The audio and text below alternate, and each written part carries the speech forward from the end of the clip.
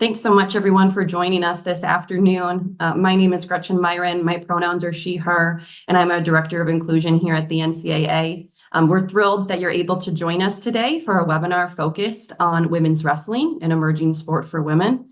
It's a really exciting time for all emerging sports, but for women's wrestling in particular. And so we hope that the information you find today is helpful. With me today from the NCAA side is my colleague, Dr. Ashleisha Lokhande. I'll let her say hello as well, because then you'll see her a little bit. Hi, everyone. My name is Dr. Ash. I serve as the Assistant Director of Inclusion at the NCAA with a primary focus on women and gender equity. I'm excited to join you all today. Great. Thanks, Ash.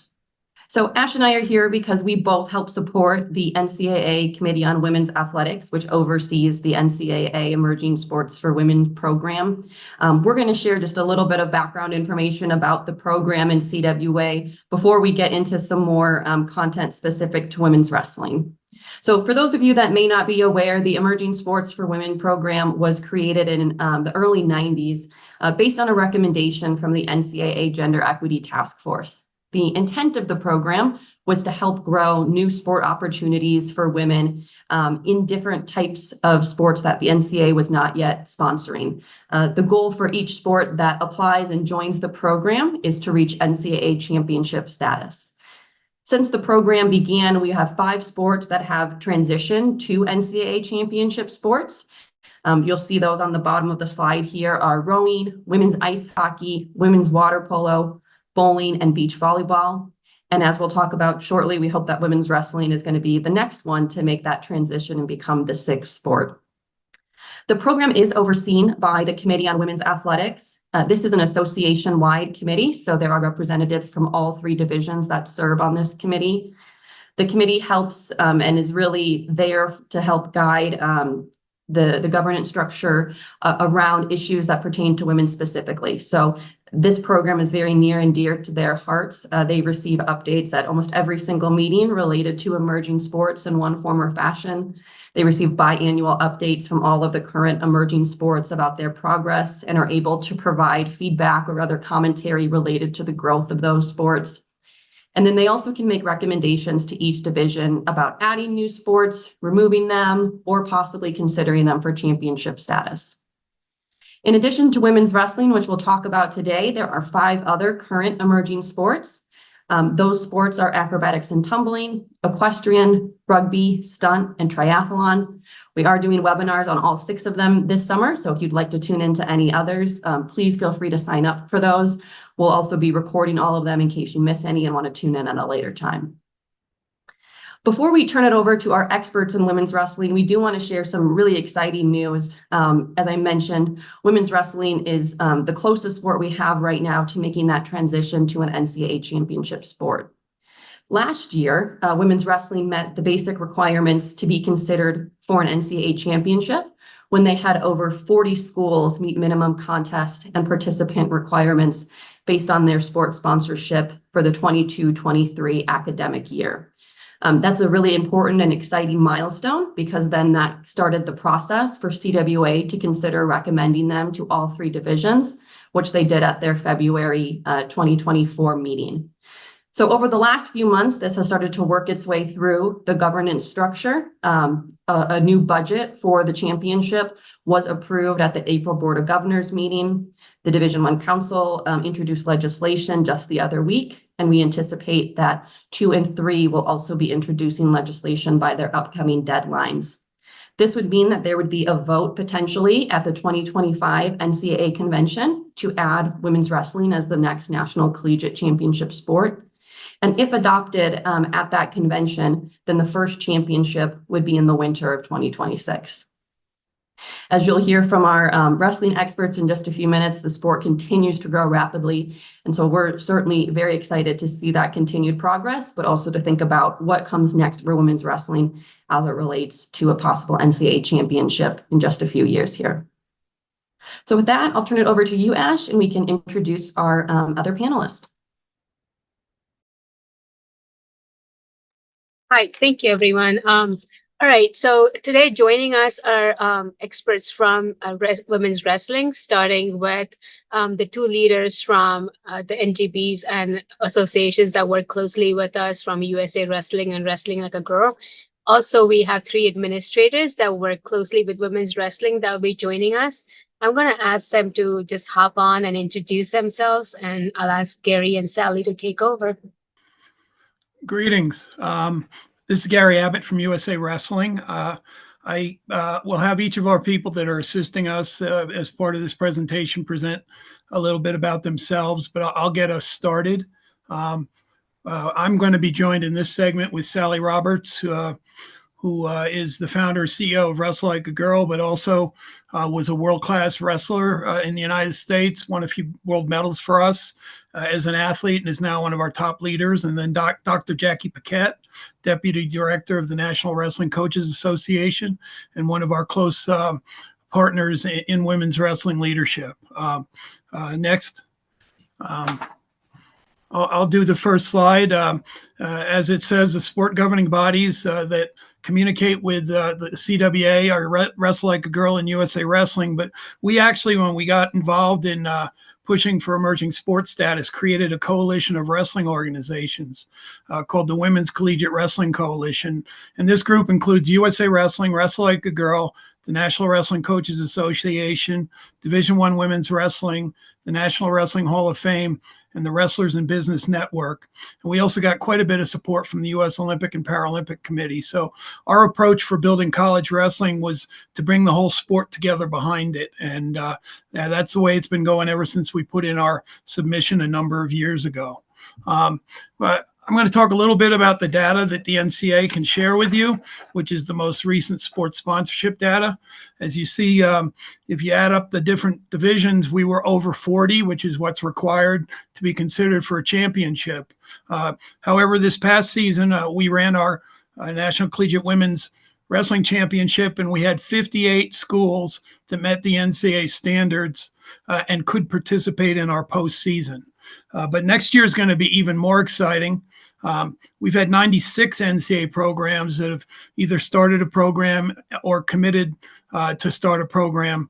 And out of that group, we'll have over 90 teams competing as varsity programs in the 2024-25 season.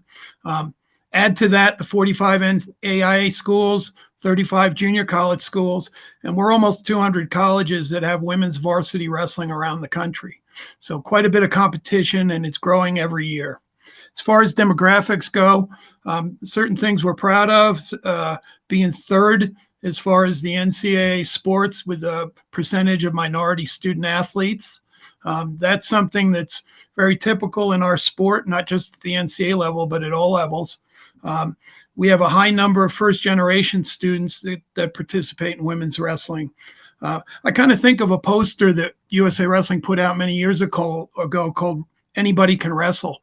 And it had our Olympic champion, Bruce Baumgartner, a heavyweight, and our lightest guy who weighed about 100 pounds, Tim Vanny. And anyone can wrestle is pretty much what our sport is all about. People of any size, any body shape can wrestle. It's available for everybody. We've even had people with physical handicaps who've won national championships in our sport. So we're really proud of having a diverse group of athletes. And the socioeconomic situation with wrestling is very accessible. All you need is access to a mat, a pair of wrestling shoes, and a wrestling singlet, and you can get involved in our sport. So diversity is a key to our sport, and it's something that we're real proud of as we go towards NCAA status. Next, Sal. Echoing Gary's words, women's wrestling has had a tremendous growth trajectory. The focus of our coalition has been to build financial, social, and education mobility from the grassroots through the collegiate level and including the international component. At the grassroots level, last year we had 50,000 girls that were wrestling in high school. In 1 year, that number grew to 65,000 girls that are now wrestling in high school. Those athletes are excited about wrestling in college, and there's a multitude of collegiate opportunities that are now possible. In addition, because women's wrestling is freestyle, that opens up our sport to girls that are global. If there's a girl internationally, if she gets recruited to a program, she can pass her English proficiency exam and get recruited to a program. She can, in fact, come to the United States and wrestle. Understanding, of course, they would have to be able to afford the economics. But knowing that, we do have international athletes that are in the United States wrestling that are able to go back and continue to represent their home countries for both world and Olympic competitions. So the recruiting base comes from, we have 46 states that are now sanctioned that recognize girls high school wrestling as an official sport. We have 4 more states that are in the pipeline. And our goal is to see every state in the union recognize girls high school wrestling as an official sport by the year 2030. So for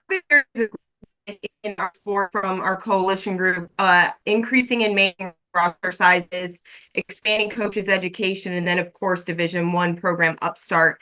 We have a number of ways that we have worked to do all of those things. Obviously coaching development is something that many of our organizations work towards.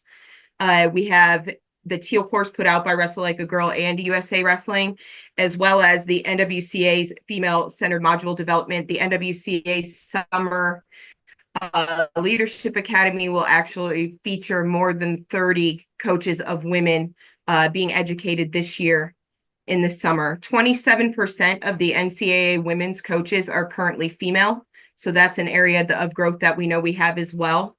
And then in respect to increasing and maintaining roster sizes, we have a gentleman within the NWCA that's in contact with our programs each year, helping to reach that 40 team meeting sponsorship mark so that we can continue our work within NCAA sponsorship.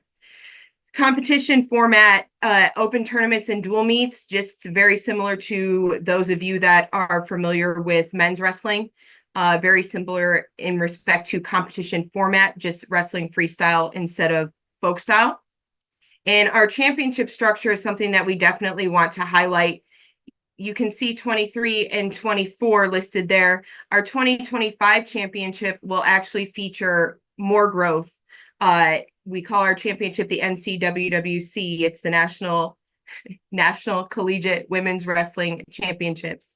And we will actually have 8 regions with the top 4 finishers advancing to the national tournament, expanding our field to 320 wrestlers for this coming season, with those more than 90 programs competing. Next.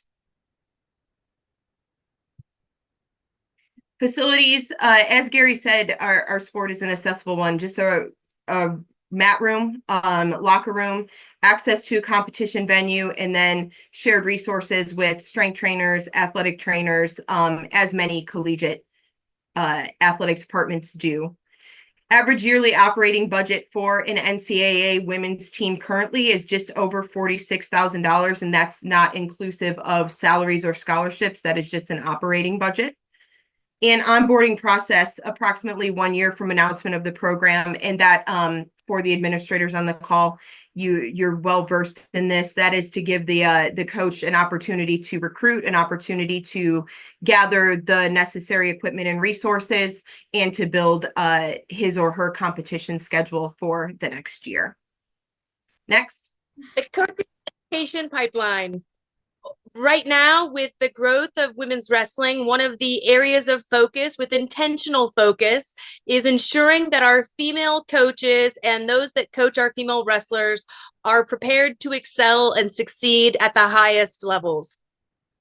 At USA Wrestling, we have the National Coaches Education Program, and Wrestle Like a Girl has partnered with them to create the Teal certification.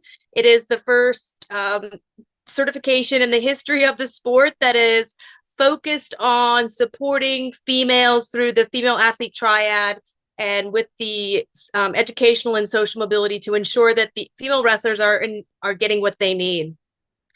In addition to that, the National Wrestling Coaches Association hosts an annual CEO Leadership Academy, and that is specifically targeted to ensure that our coaches, both male and female, are understanding the various issues that need to be comprehended and executed for the NCAA teams, including understanding roster size. There's other things, I apologize. But essentially assuring that they are in fact fully prepared. Jackie Paquette, who's on this call, is one of those people that is on site and continually is a touch point for our female coaches and the coaches of those female programs to ensure that they do in fact get what they need to excel.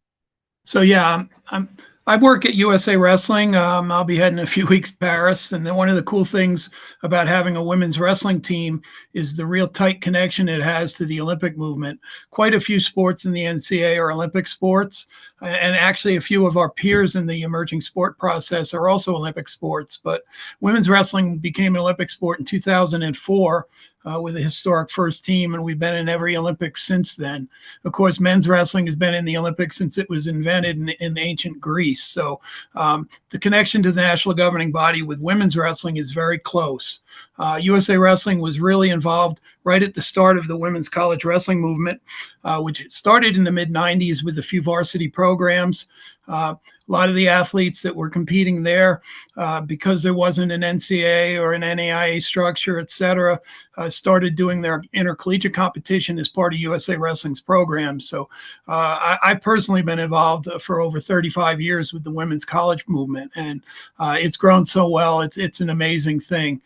USA Wrestling clearly has been an active supporter of women's college wrestling, but as we said in the first slide, we knew that if we were going to be very successful in building this sport, we would need to have everyone in wrestling involved. So we're a part of the group that created the coalition that I spoke to you about, and we all work together to run the sport with the NCAA rules in mind, obviously, and in close cooperation with the NCAA until it is taken over by the NCAA as an official championship.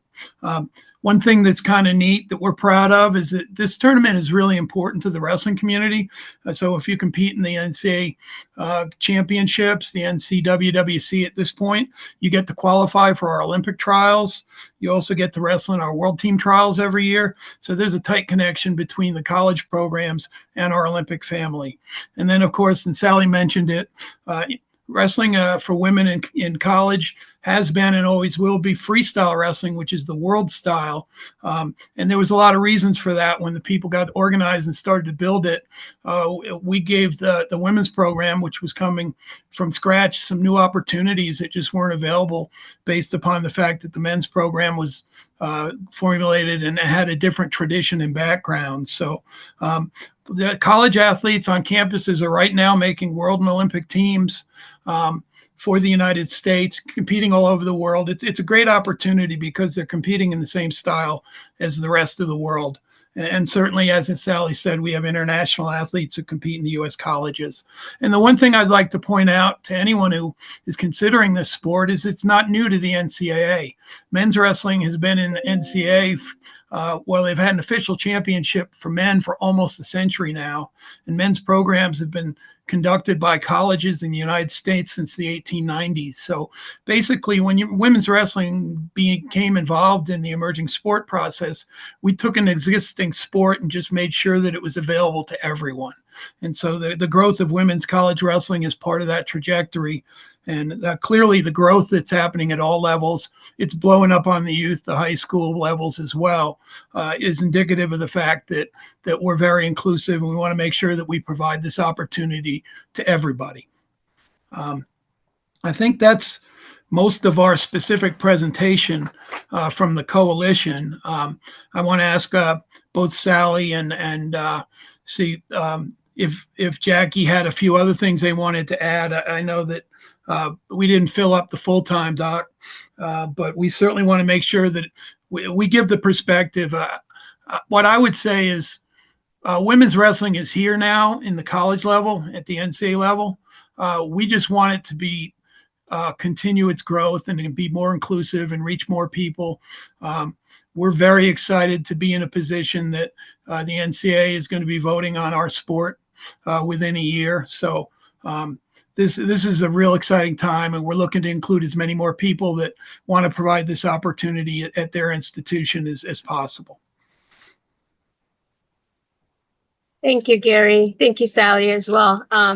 Jackie, I know you'll stay on, but we have two more administrators that are joining us, and they will take some time to just speak about what wrestling looks like on their campus and some pointers for us as we navigate this new landscape, women's wrestling at the NCAA. Jason, if you want to get us started, if you want to introduce yourself and just talk about the benefits of sponsoring women's wrestling on your campus and the lessons learned and anything else you would like to share, that would be great.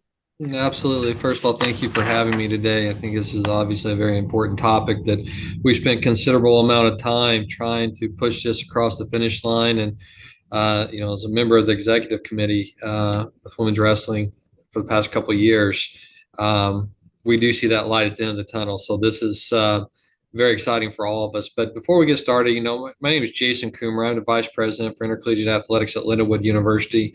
We're a Division I institution in reclassification status. We just finished our second year reclassifying to Division I from Division II with 2 more years to go. So I've been here since June of 22, and I've been part of institutions with men's wrestling in the past. This is my first with women's wrestling.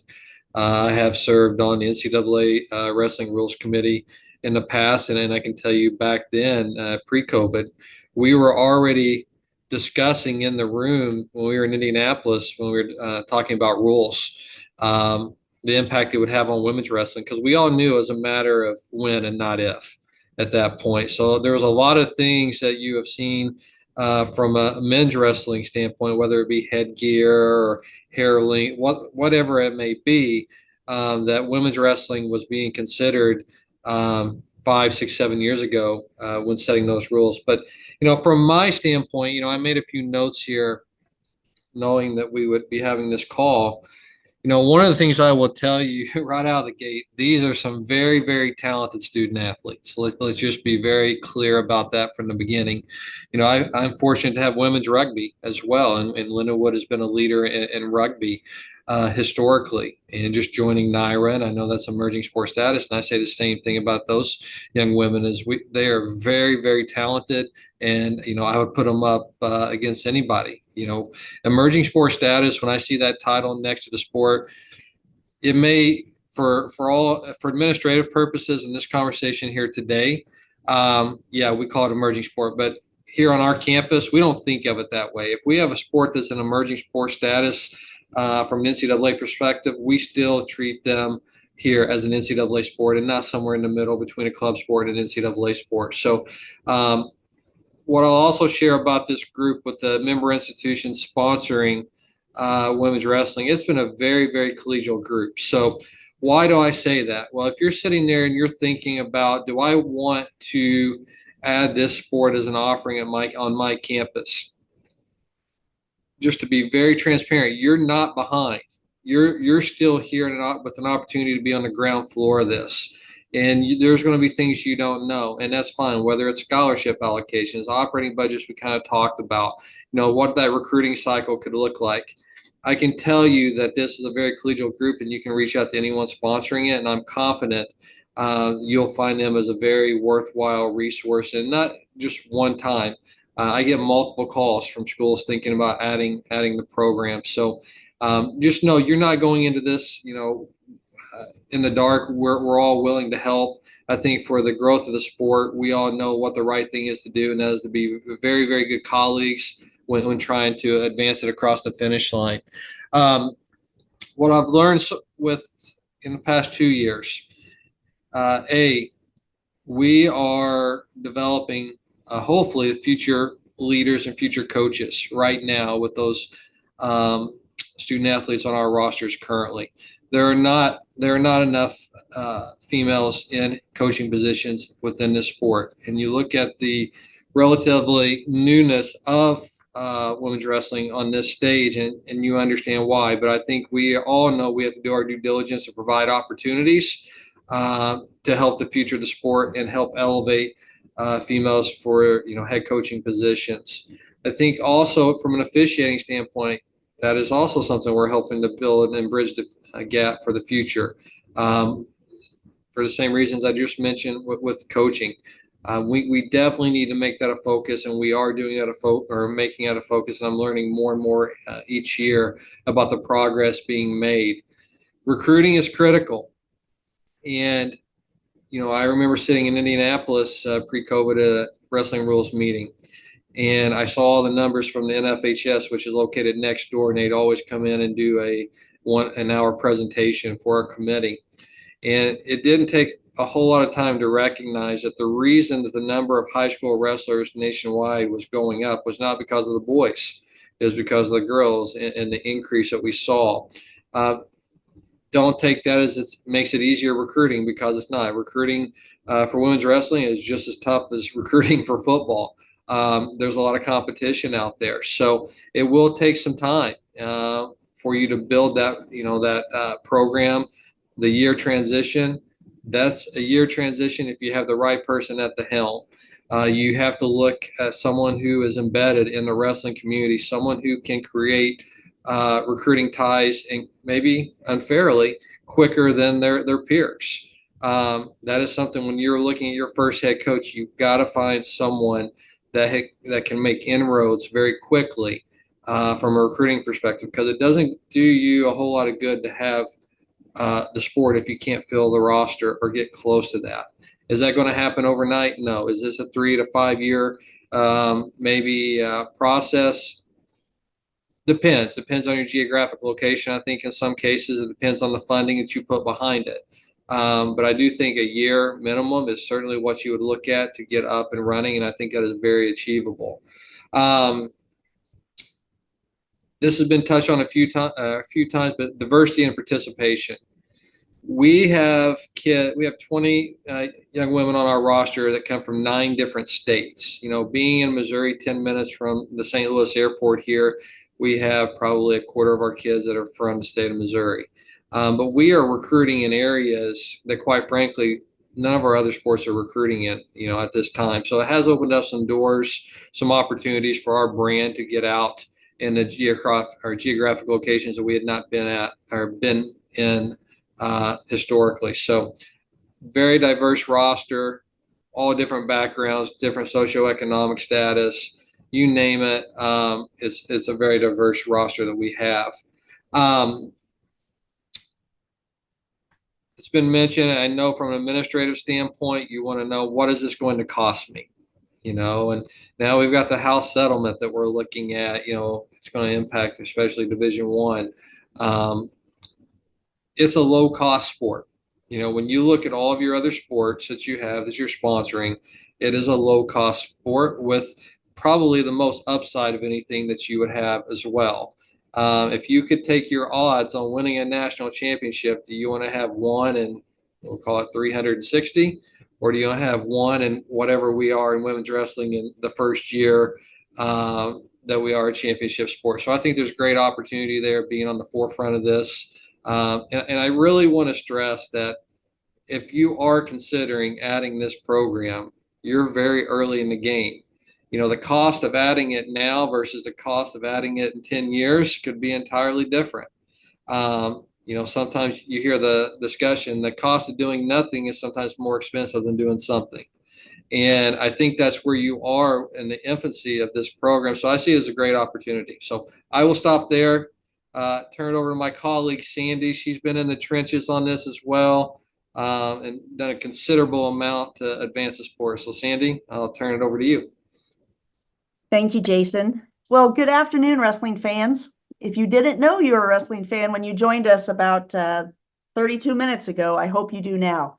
I'm Sandy Mott. I'm the Executive Director of Athletics from Texas Women's University, a Division II institution, and we are entering our 3rd season for our wrestling program. I appreciate Jason's comments, and I will give you a kind of a case study on the information you've been given so far.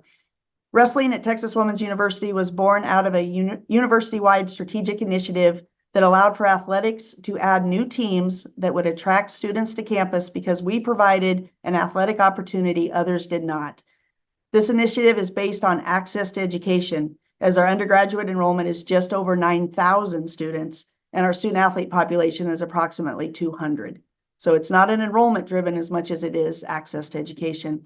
TWU is a public university, an emerging minority serving institution with a Hispanic serving institution designation, and we have roughly 55% first-gen undergraduate students. We announced the addition of wrestling in April of 21, hired a coach to start September of 21 with the goal of recruiting the first team to be on campus for the 22-23 academic year. At that time, there were 3 institutions in Texas with wrestling. 2 were NAIA, 1 a Division III, and all 3 of these were private institutions. As of today, unfortunately, there are still just the 4 of us who sponsor wrestling in the state of Texas. When we posted the job, we had 29 applicants. Roughly a third were female. I was incredibly thrilled to see the breadth and depth of experienced coaches who expressed interest. We started this team as a non-athletic scholarship program, and we were very clear about that on the front end. Even though at Division II, we had the opportunity for partial scholarships, we went in as this would be a non-scholarship program. We were fortunate to hire Olympic bronze medalist and Texas native Randy Miller as our inaugural head coach, and she has worked tirelessly to set the foundation for our wrestling program. In year 1, we had 33 student athletes. In year 2, we had 36. And although we won't know a final number for another month or so, we are tracking over 30 for year 3 as well. Our team demographics match the mission of our university, with 68% being first gen and 74% being minority students.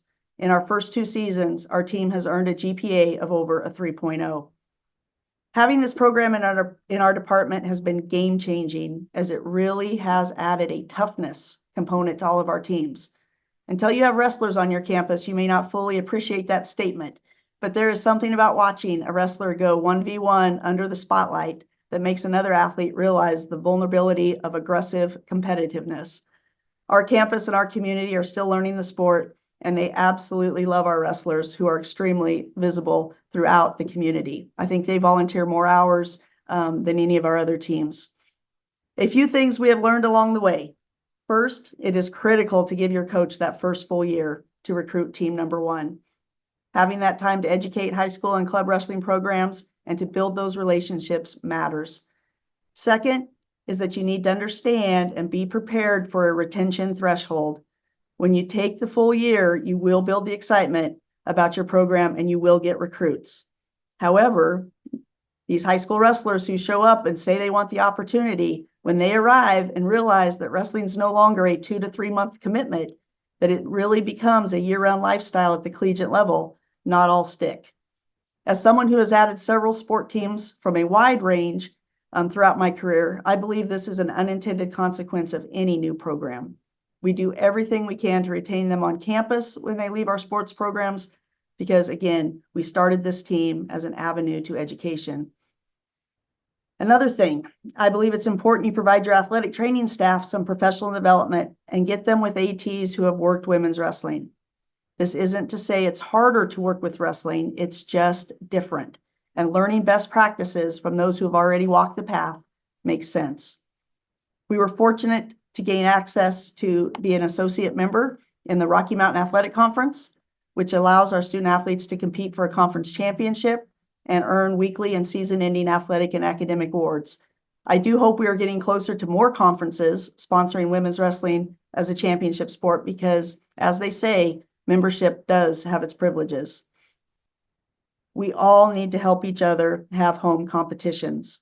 Geographic locations of sponsoring institutions is not a challenge everywhere, but it still is in the western half of the nation, and we need to find ways to help these programs grow.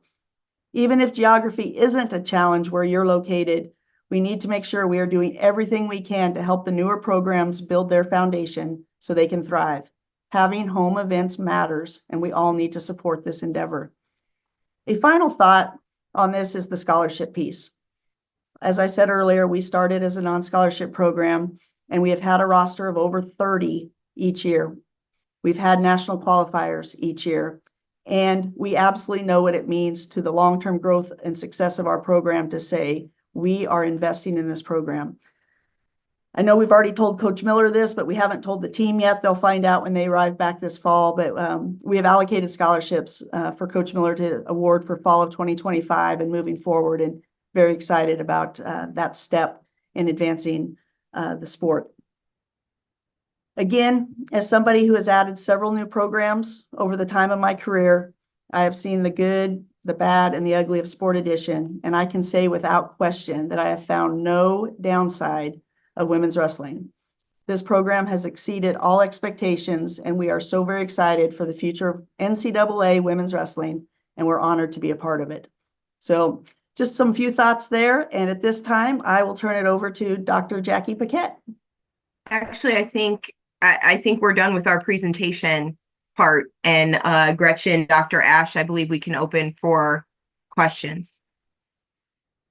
Great. Thanks, everyone. That was so helpful. Really appreciate all of our emerging sport leaders being on, and also Jason and Sandy for sharing their expertise from the administrator level. We've gotten a great number of questions in. Jackie's been typing away and responding to some, but I'm going to just read through any that she responded to already to make sure that folks can hear them if they're not able to see that Q&A, and then we can get into a few others as well. So the first question that we received was, out of those 90 plus programs that Gary mentioned earlier, anticipated for 24-25, what does that divisional breakdown look like? And Jackie was able to answer that right now that's about 3 D1 with 1 transitioning from D2, over 30 in D2, and almost 60 in Division 3. I'll also note on that one that the annual sports sponsorship and participation data just closed for schools a few weeks ago. That's also really useful data to us here at the NCAA. We're able to see not only this past year of what occurred in 23-24, which was also mentioned, but the anticipated for next year. So between some of those different figures, we've been really excited to see the growth in the numbers of what that's looking like for women's wrestling. Another question that was answered was related to the roster potential number. On an earlier slide, we noted that there was an increase from the previous year, with about 16.7 being the average roster size. Sandy just mentioned that her roster was quite larger than that, so we've seen some differences. But the hope is that with more programs coming online in the future, that will continue to grow. So 16.7 might continue to increase with some more opportunities for folks. I can take this next question, which was related to just the additional support for women's wrestling. And the question is about if there might be any other potential new opportunities, whether that's at the national office or otherwise, to support the program. We did, as I mentioned, get that budget approval in April from the NCAA Board of Governors for a new women's wrestling national collegiate championship anticipated in 2026. Our championship staff worked very closely with our finance department to help kind of map out what that could potentially look like. At this time, we don't have any new opportunities posted, but certainly if there are, that would be great to help continue to support that. I know they've had some discussions already about the best ways to help support this new championship pending approval after convention and get that ready to go. One thing I also didn't mention that I think is somewhat relevant to that as well is that with that new championship, there would also be a women's wrestling committee to help run that championship. So staff would help furnish that committee and support them. And that would also be some opportunities for members that are involved in women's wrestling to help impact that first championship too. Okay, Jackie did all the heavy lifting here for these, so I'm going to keep going through some of the ones that she got to answer. The next question that we had was related to weight classes and what that looks like. There are currently 10 weight classes for women's wrestling. Those are at 103, 110, 117, 124, 131, 138, 145, 160, 180, and 207.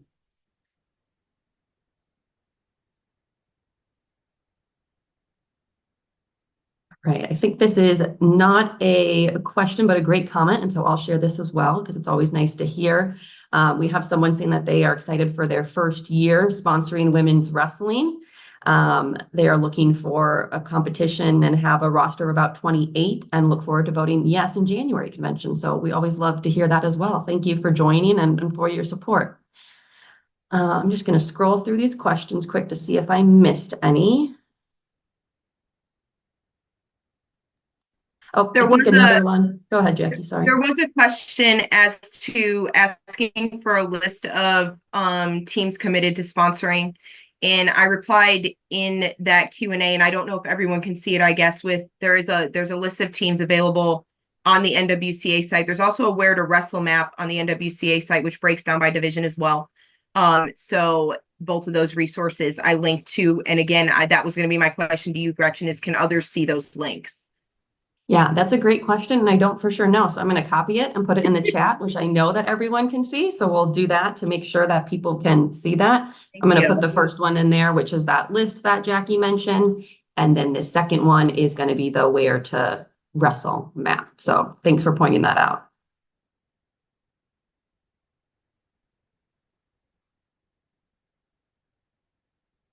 Okay. A few other questions that we also had. I think this is will be great to hear from the administrators. I know both Jason and Sandy mentioned some of their their support of that, and also just how well women's wrestling has gone for them. But I think another one that we'd love to hear about is maybe a success story. So I don't know if Jason or Sandy, if there's anything in particular that jumps out to you sponsoring women's wrestling that you'd like to share with other attendees for consideration. Sandy, I'll let you jump on this. I want to think. I've got a couple that I want to think about here.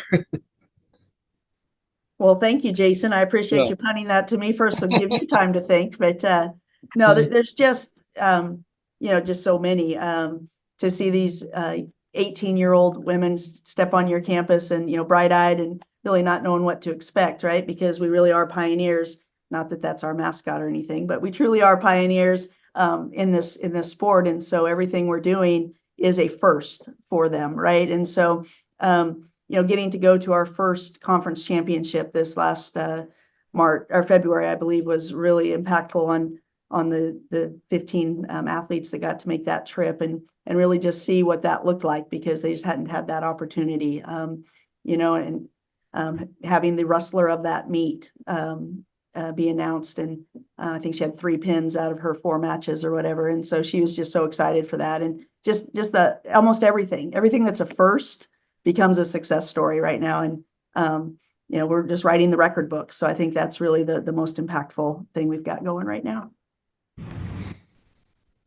Yeah, when I think about it, in my 2 years I've been here, I've not had the sport as long as Sandy has, but when you have your All-Americans and you can talk to your board of trustees and your president about we have All-Americans here at Lindenwood competing in the sport of women's wrestling.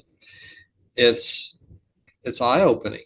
It's almost like you catch people by surprise that they didn't expect that, and they didn't recognize that you're competing at that national level already early on. And we've had those type of situations, those instances, and now we're starting to see more and more little girls coming to wrestling meets, but it's not just little girls, it's little boys as well. And I think seeing that community involvement, I know in my first year, I saw a big difference from year 1 to year 2 with that. Now we're excited. I mean, a big moment we have coming up here next year is we're going to be hosting a regional, which is huge for us. And we're excited to be the host here, and we're already making preparations for that. So when you look 2, 3, 4 years ago, do you think that if I would have been here, would I expect to have had a regional on our campus with some of the most talented young women around the country in the sport of wrestling? That wasn't something we were thinking about then. So that's one avenue. The other thing I would say success stories is the impact you have on people's lives. And wrestlers that we've had come in here, and we know the sport of wrestling and mental health, just like all other sports, is always something that you have to pay very, very close attention with, whether it's men's wrestling, women's wrestling, it doesn't matter. But you're seeing some of those young women that came in here that had challenges early on, whether it was assimilating to a new community. Sandy mentioned it, it's not a 2 to 3 month sport. It's a taxing sport. It takes a toll. And knowing that we had resources in place to help these young women, that they probably would not have had access to if they weren't wrestling in college. I mean, that's a win, that we've been able to make such an impact on their lives. Obviously obtaining their degree is first and foremost, but, wrestling allows them a pathway to do that. So I have seen it since I've been here, just the impact that the sport and being formalized and organized and opportunity to play or wrestle for a championship, the impact it's had on these individuals, not just on the mat, but off the mat as well. Great. Thank you both. I think those are some really excellent points about just the excitement that you can have from a new sport and what that can bring to your school. But as Jason noted at the end there, also the importance of the sport to the student athletes and what they can gain out of that as well. We had one more. Oh, sorry. Go ahead, Jason. I was going to say, sorry, Sandy. I was trying to narrow it down to one, but even with you going first, I don't think I accomplished that. So sorry if I dragged that out. We like extras. No problem at all. We have one other Q&A come in while our administrators were chatting that Jackie was able to answer. It was just a clarification on the weight classes. That is a change from last year slightly. So those are the new ones that will be for this next year. One other question I wanted to pose, and this might be more for Sally and Gary. You both talked about obviously the strong connection to the Olympic movement with USA Wrestling. Are there any wrestlers in particular that you want to shout out competing in Paris in the next couple of weeks that folks can tune into and make sure that they're watching, that were maybe some former women's collegiate wrestlers? Yeah, certainly. Majority of our athletes from the Olympic team and also our world championships have wrestled in college. We do have some athletes who went right from high school into the Olympic pipeline and didn't go to college. And that happens occasionally on the men's side, but we have a very strong connection. We have 6 athletes. We fielded a full team. Going through the weights, Sarah Hildebrandt, she wrestled at King University Division II school, which she won national college tournaments as part of our program before she went out there. At 53, the wrestler there is going to be wrestled at Simon Fraser University, a Division II school, and was also a champion in the college program before she went out there. Dom Parrish at 57, Helen Maroulis, who has won 2 Olympic medals, including Olympic gold medal, wrestled first at an NAI school, Missouri Baptist, then transferred to Simon Fraser University and won 4 national titles, which there's only been 5 or 6 athletes that have done that, won 4 college national titles in women's wrestling. So that connection is there. 60, let's see, that's the next weight. We'll start up at heavyweight. Our top 2 weight classes are athletes that didn't wrestle college. They went right to high school to the Olympic level. They're both 20 years old. They still have eligibility, and they may come back with Olympic medals and then go to college because they have that opportunity. They're only 20 years old and they beat world medalists and world champs to make our team. So, but then at 62 kilograms, a 2-time Olympian who wrestled at an NAI school, Campbellsville, and won 4 national titles, Kayla Miracle. So 4 of the 6 going to Paris wrestled in college and were multiple-time champions. But if you go back to the 2004 team, again, a majority, almost, I would say, only a handful didn't wrestle in the college programs that we've already established. And obviously, a majority of the girls as they graduate high school are finding colleges at all 3 levels, to be honest with you. We were really kind of excited 2 seasons ago. We had a Division III school, North Central, won our national tournament, beating Division II and Division I schools. So you can build a wrestling program anywhere. And the schools that have committed to the program are already doing that. And finding great student athletes on many campuses. So hopefully that answered your question. Yeah, that's great to hear, Gary, to have such a strong connection there. I know lots of schools are gearing up to help celebrate their former student athletes, and certainly it's great to see that with emerging sports as well. think another thing that you noted, or Sally may have noted earlier, that's also been so huge to women's wrestling is just that growth at the youth level. Being in, almost all 50 states is just tremendous for the growth, for that recruiting pipeline. Women's wrestling has moved through the emerging sport process quicker than any other sport we've had thus far. And I think that grassroots support and growth has been a huge part of that, for being able to find a lot of talented athletes for these colleges and for those future opportunities too. We have just a few minutes left. So with that, I'd like to see if each of our panelists has any kind of final parting thoughts or, just quick zippy one-liners you'd want to say about why women's wrestling is so important and why you recommend other schools support it. This is Sally from Wrestle Like a Girl. One of the things that we know for certain is where the male wrestlers end up at the end of their careers. They've gone on to become presidents of the United States, Secretary of State, Secretary of Defense, leaders in business, leaders in politics. And with the landmark study from Ernst & Young, 94% of female C-suite executives have played a sport. So we have very clear understanding that when we pair athletics and education, we are setting up a pipeline and a trajectory for our female leaders to excel and to succeed. And by you opening up your institutions to female wrestling, we are inherently setting up our nation to succeed with female wrestlers that will become presidents of the United States, the Secretary of State, Secretary of Defense, C-suite CEOs, and leaders within our communities, our nation, and our global world. I think just as a former administrator, seeing what the sport of wrestling can do for a college student, I think it's just a very unique sport. I think that it will allow your institution to recruit young women that you've not had the chance to recruit before. The high percentage of first generation college students lends to that, as well as the minority participation. And I think that you will find your athletic department opened up to a new student athlete. And I think that many have found that through men's wrestling. And I think that women's wrestling just sort of expounds on that. And I think that you would be blessed to have those young women come to your campus, because they're some of the most fun, vibrant, just well-rounded young women I've ever had a chance to be around. Played a part in helping to facilitate the NCWWC event the last couple of years.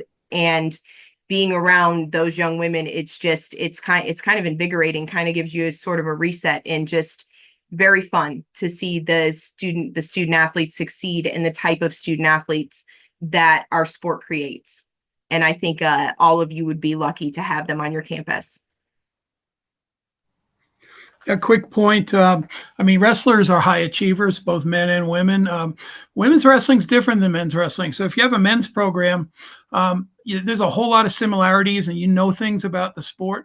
But just having women involved as coaches, as leaders, as athletes, it's opened up a brand new world to the sport of wrestling. And I think it would open up a brand new world to your athletic department, even if you have a men's team. And you can talk to colleges that have both, and their teams are unique. Their athletes are different.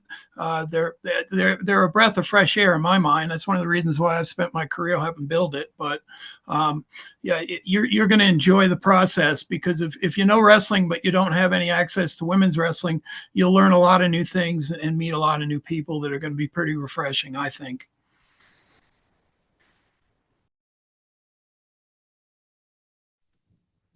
Yeah, one thing I would mention, a couple things. So if you're considering adding women's wrestling, do it for the right reasons, creating opportunity, helping changing the pathway for these young women throughout their lives. It's a life-changing opportunity to be able to participate in your sport beyond high school.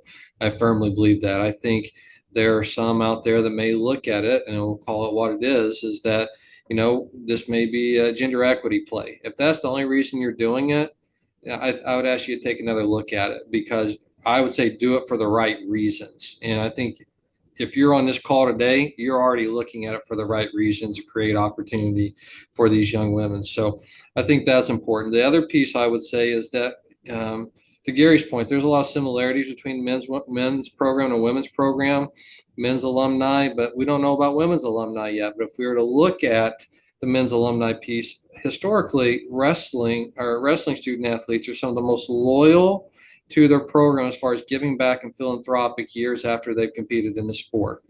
You know, places I've been that had men's wrestling, when you look at it, the donors are those who came through the program. So while you may not realize that right out of the gates or in the first few years, you are building a foundation for your future donors potentially to that program to help grow it over the year and make it long-term sustainable. So just an observation I've had over the years when I look at all my different sports I work with, the wrestling community supports one another. And I think there's great upside in the sport of women's wrestling to tap into some of those resources, which Sally's probably already seen that through her work and some of the contacts she has, which is, illustrated by the success we had with the national championship this year with a lot of the philanthropic giving and sponsorship opportunities. The downside of being the last speaker is that everyone has said so many great things, but I'll just tap onto there that if you're close, if you've really been contemplating this and you're close, the timing is now, right? I mean, it's really a great time. What I didn't mention is when we announced in April of 21 and then hired our coach in September of 21, that year due to COVID, that was the Olympic summer. And so a Texan, Tamara Mensah-Stock, won the gold that year. And so we had a lot of energy and synergy on our campus around that. People who had never seen a women's wrestling match were excited to watch the Olympics because they knew we were adding it. And so the time is now with what's going to happen at the Olympics here soon. And just if you can just be right on the backside of that, if you're ready to go, it'd be really super. But like I said, I've been in college athletics, 32 years now, and I see no downside to women's wrestling. And I would not say that about all the sports that I've had the opportunity or challenge of adding over my career. And it's really an exciting sport that you will not regret. And I'm available if anybody wants to give me a call, talk through any of the really minute details, because this wasn't the time for that. But if you want to, give me a call anytime. Thank you, Sandy. I think that's a great way to end it after some awesome sentiments from our other panelists as well. We are right up at the hour, so I just want to thank again Gary and Sally, Jackie, Sandy, and Jason for joining. I know you all are very busy working on lots of things in addition to supporting women's wrestling, so we appreciate you taking the time to join today. Thank you all who were able to listen in. If you weren't able to stay for the full time or you want to share this with your colleagues afterwards, we have been recording this webinar. It will be available in the coming weeks, and we'll make sure that that's sent out to anyone who attended today or was signed up. We also have some contact information on here on the screen, certainly for Gary and Sally, and for myself and Dr. Ash. If you have any other questions, we're happy to help answer those in the future. But thank you again for joining. We hope this was very helpful. Thanks for your support of providing more opportunities for women, and hopefully you'll be able to join some of our other emerging sport webinars later this summer. Have a great afternoon, everyone. Thank you.